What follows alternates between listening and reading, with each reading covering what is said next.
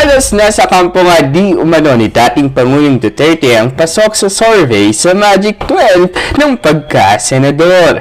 Magagawa siguro ito kung patas sa magiging halalan at walang hocus-pocus na mangyayari. Lalo na ang ilan sa mga politiko ay dinadaan na lang sa pera-pera ang eleksyon at ang hilig din kasing magpadula sa mga tiwaling opisyal. Kaya nauuwi sa gulo ang pagpapatakbo ng pamahalaan kasi kanya-kanya ng galawan, maampunan lang ng kaban ng bayan. Paano pa kaya aasenso ang bayan natin kung puro palpak ang mga napapaupo ng publiko at ng masang Pilipino? Akong i-share sa inyo ang result ng Okta Research Survey, December 10 to 14 na survey. So bago lang ha. Wherein yung mga pumasok sa Magic 12, halos lahat mga tauhan ni former President Rodrigo Roa Duterte. Okay, i-advertise ko lang ang aking backup channel sa YouTube, The General's Viewpoint. Ang link ng aking bagong channel nasa description box ng video ito, pakiclick lang. Dahil nararamdaman ko parang ako na ang isunod na igorgor o i-take down ng Malacanang. Nawala na po si Maharlika, Facebook page ni Maharlika, Sasasot at ni Banatbay. So, salamat at meron tayong alternate channel na pag-usap-usapan, balitaktakan in kaso na ma-take down ng itong channel natin. Okay, so ito na. December 10 to 14. By the way, katatapos lang lumabas yung Publicus na latest survey, November 29 to December 4. Ang nangunguna doon si PRRD kung magtatakbo siya. Okay, dito sa Okta survey, wala si Tatay Digong. I believe hindi nila isinama. Kasi sa Magic 12 wala siya. Once na isinama si Tatay Digong sa list o sigurado pasok sa Magic 12. Hindi yan nawawala. So ito ang mga pumasok sa Magic 12 without Tatay Digong ha. Tulfo ang number 1, 76%. Si Rapid Tulfo in action.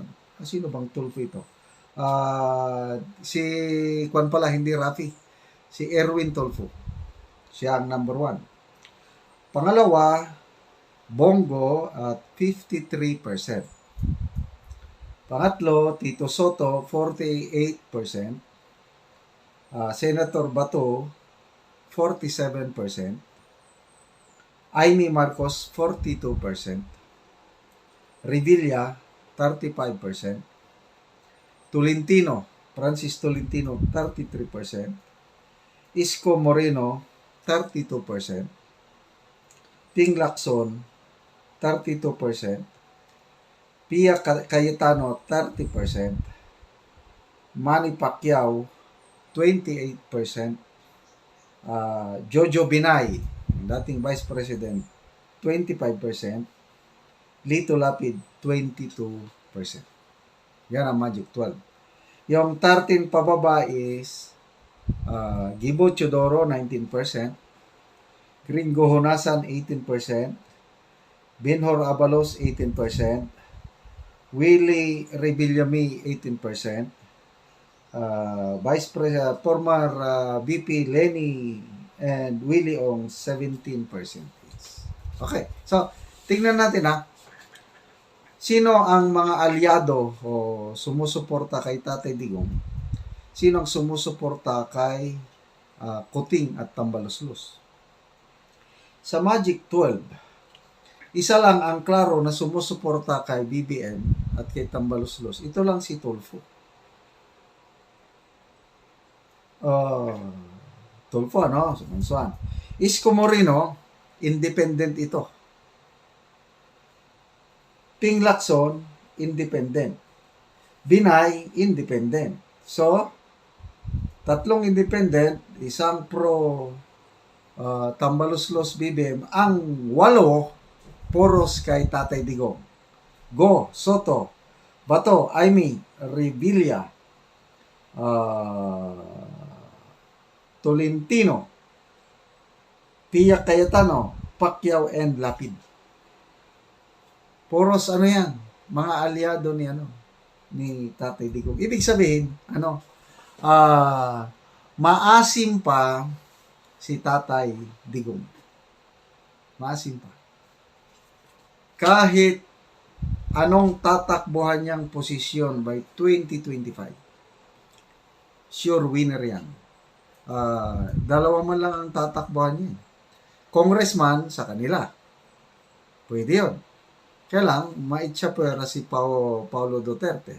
Palagay ko, hindi pa siya mag-congressman. Pinaka-the best, senador.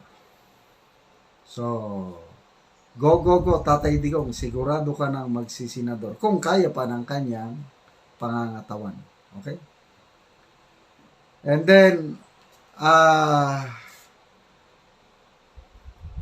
maaga pa naman sana itong pag-usapan ang eleksyon kasi mas marami ang problema sa bansa na dapat asikasuhin. Kaya lang,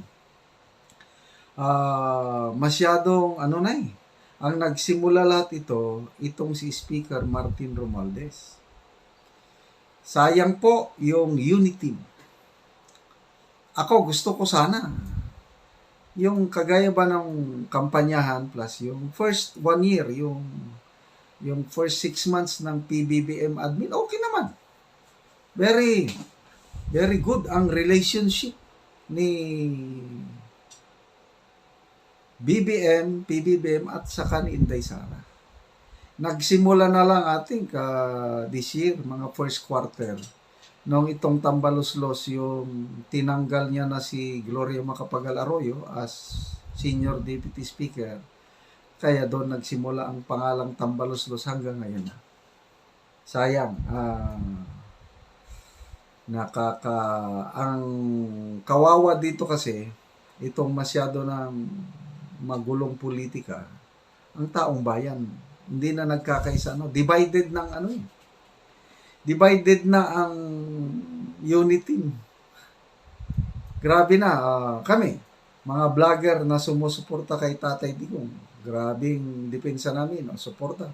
May mga vlogger din kay BBM, ganun din. Ganyan nga. Kaya ang naipit ang taong bayan meron akong matandang subscriber, Ilocana, senior citizen na, nag-message sa akin kanina, "Sir, bakit nagbago ka na?" Sabi niya sa akin na bakit nananawagan na kayo ng people power o yung manifesto, yung hindi niya sabihin. Bakit ayaw nyo nang suportahan si Pangulong Marcos?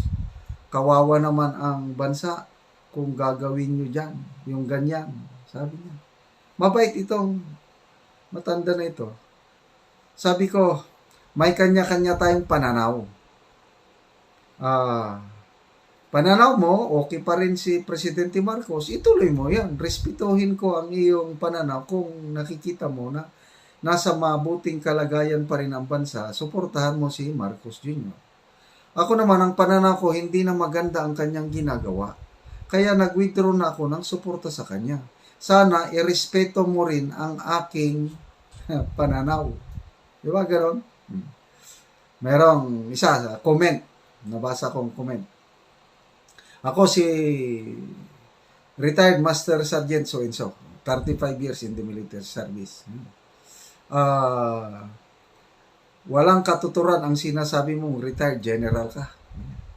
Hindi totoo yung sinasabi mo. Ako, kasama sa mga kaparehas kong retired, susuportahan namin si President Bongbong Marcos. Sabi niya sa comment So, binabatikos niya ako. Nako, ang nag-reply, ang daming nag-reply, pinutakti ng batikos yung retired Master Sergeant. So, ganun ba? Divided na tayo ba? Kasi, kanya-kanya tayong pananaw talaga. Kaya ako, klaro na ayoko na kay Bongbong Marcos Jr. Tatayuan ko na yung pinirmahan kong manifesto na sinimulan ni Captain Dado Enrique. Tatayuan ko na yan. Naniniwala ako lahat ng sinasabi doon. na ang administrasyong Marcos is taga-supil sa karapatan ng mamamayan. Tapos, grabe, kaliwat kanan ang korupsyon.